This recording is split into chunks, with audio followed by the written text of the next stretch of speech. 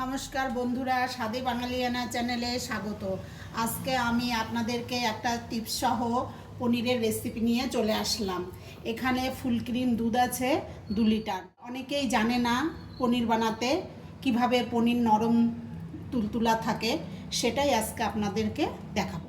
এই যে গ্যাসটা আমি জ্বালিয়ে দিলাম, এরকম একটা সসপ্যান বসিয়ে নিয়েছি। দিয়ে দেব জল, অল্প জল দিয়ে দিলে সসপ্যানের নিচে পনিরটা লেগে যাবে না। এখানে 2 লিটার দুধ আছে, প্যাকেটের দুধ নিয়েছি। আপনারা গরুর দুধ নিলেও নিতে পারেন, কিন্তু এটা একদম ঘন দুধ।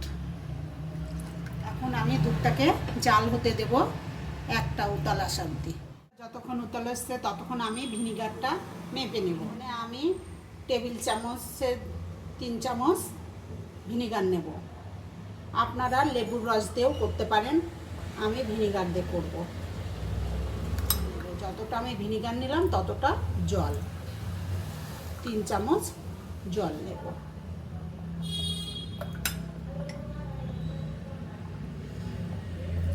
এটা এখন মিশিয়ে নেব। এই যে একটা উতাল চলে এসছে, এখন আমি গ্যাসটা কমিয়ে দেব। দিয়ে আমার যে ভিনিগার জলটা মেলানো আছে সেটা আমি এখন দেব। ধীরে ধীরে দেব আর ধীরে ধীরে ছানা কাটবো। বেশি জাল দিলে পরে ছানাটা শক্ত হয়ে যায়। অল্প অল্প করে দেব।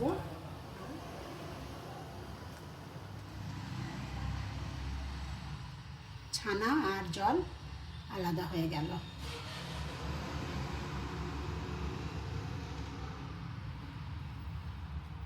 একটা বাটি নিয়ে নিয়েছি আর একটা স্টেনার নিয়ে নিয়েছি। এর মধ্যে একটা কাপড় পেতে দেব। এর মধ্যেই আমি পনিরটাকে বাঁধবো। এখন আমি এর মধ্যে পনিরটাকে ছেঁকে নেব।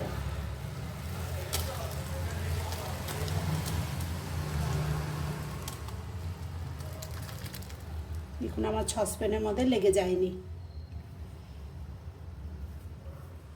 আমি ছানার জলটা ফেলে দিয়েছি। এখন আমি ছানাটাকে ঠান্ডা জলে ধুয়ে নেব, তাহলে ছানার যে টক ভাবটা সেটা চলে যাবে, ভিনিগারের টক ভাবটা চলে যাবে। আমি এটাকে এরকম করে বেঁধে নেব। আমি সব জল ঝরাবো না। অনেকেই আছে পুরো জলটাকে চিপে ফেলে দেয়। আমি কিছুটা জল রেখে দেব, তাহলে পনিরটা যখন আমি বেঁধে রাখবো তখন পনিরটা সফট হবে, নরম হবে।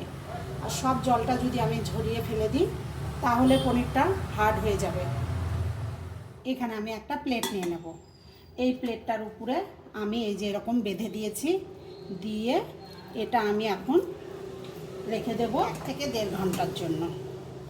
আপনারা ইচ্ছা করলে সারা রাতও রেখে দিতে পারেন, আর যাদের সময় কম আছে তারা 1 থেকে 1.5 ঘন্টা রেখে দিলেও হবে। এভাবে রেখে দিবেন, তাহলেই পনিরটা সেট হয়ে যাবে। তারপরে দেখাচ্ছি। পনিরের জলটা ঝরে যাওয়ার পর আমি এইভাবে রেখেছি। এখন আমি এটাকে আপনাদেরকে খুলে দেখাচ্ছি। 1 ঘন্টা হয়ে গেছে।